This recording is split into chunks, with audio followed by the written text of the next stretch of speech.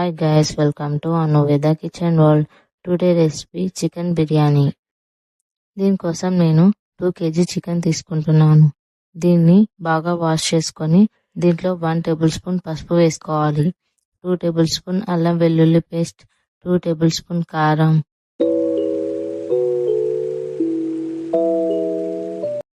2 table spoon salt,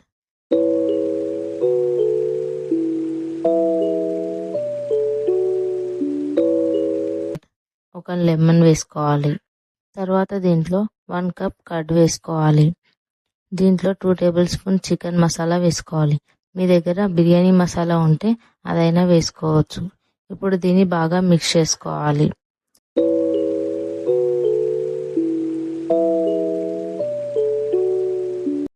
ఇప్పుడు దీంట్లో 1 cup brown onions వేసుకోవాలి. బ్రౌన్ ఆనియన్స్ ఎలా చేసుకోవాలో మీకు తెలియకపోతే నా ఛానల్లో వీడియో ఉంది, చూసేయండి.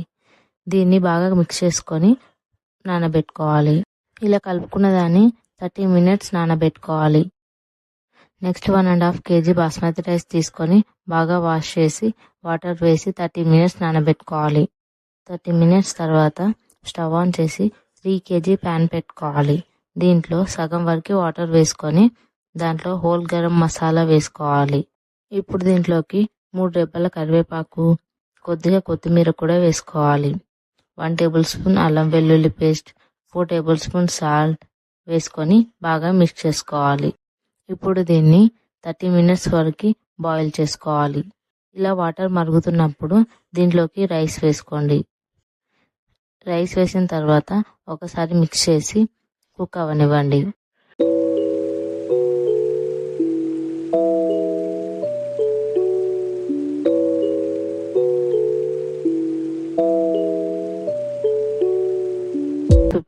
కుక్ అయిన తర్వాత మనం కలిపి పక్కన పెట్టుకున్న చికెన్ తీసుకొని మరొకసారి కలుపుకొని దానిపైన ఈ 50% కుక్ అయిన రైస్ని ఒక లేయర్లా వేసుకోవాలి.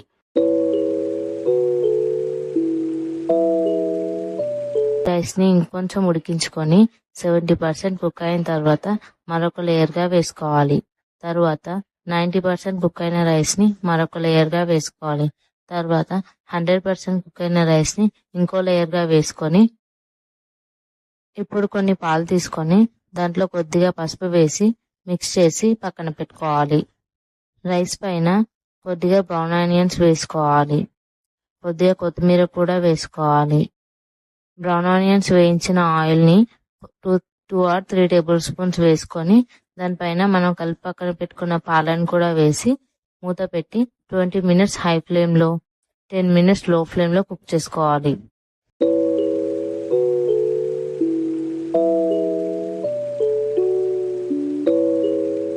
థర్టీ మినిట్స్ తర్వాత మనం మూత తీస్తే బిర్యానీ ఇలా పూర్తిగా కుక్ అయి ఉంటుంది. ఇప్పుడు దీన్ని సర్వ్ చేసుకోవచ్చు. ఈ వీడియో మీకు నచ్చినట్లయితే ప్లీజ్ లైక్ చేయండి, షేర్ చేయండి, కామెంట్ చేయండి. మరిన్ని వీడియోస్ కోసం నా ఛానల్ని సబ్స్క్రైబ్ చేసుకోండి.